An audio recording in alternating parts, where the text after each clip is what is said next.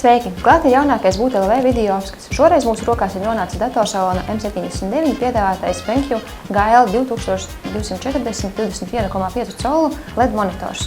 Pirms ķeramies pie paša galvenā, piedāvātā attēla kvalitātes apraksta, tomēr no sākuma izpētīsim ierīces dizainu. Tas ir diezgan klasisks, visas detaļas veidotas melnā krāsā. Monitors tiek piegādāts ar noņemtu balsta kāju, tomēr to ir ļoti viegli piestiprināt, nav nepieciešami nekādi instrumenti. Korpusa aizmugurē zem ventilācijas caurumiem ir liels BenQ logo. Ierīcē ir gan DVI, gan DSAB pieslēgvietas. Komplektācijā iekļauts viens kabelis, kas paredzēts izmantošanai ar DSAB, kā arī, protams, ir iekļauts arī barošanas kabelis. Visi vadības taustiņi ir novietoti labajā sānā. Displejiem ir matēts pārklājums un maksimāli novērsta atspīduma iespēja. Matricā ir 1920x1080, jeb Full HD izšķirtspēja, kas ļaus pilnvērtīgi baudīt augstas izšķirtspējas filmas. Ierīcē ir ļoti augsts dinamiskā kontrasta rādītājs. Tādējādi iegūstam ļoti skaistas un dzīves krāsas.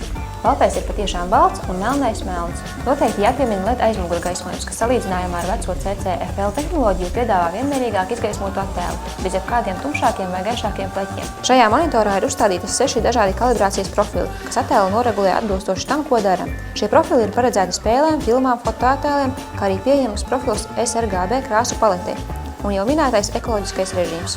Jāatzīst, ka jebkas uz šī monitora izskatās ļoti labi, kā filmas, tā arī spēles, fotoattēli un dokumenti. Patīkami, ka pat pēc pilnas darba dienas, kas pavadīta pie BenQ monitora, tik ļoti nenogurst acis. Protams, neviena ierīce nav bez kāda lielāka vai mazāka mīnusa. Šoreiz par laimi tas ir mazāks. Lancētais korpuss pievelk putekļus un pirkstu nospiedumus, taču tos ir diezgan viegli notīrīt ar mikrošķiedras lupatiņu.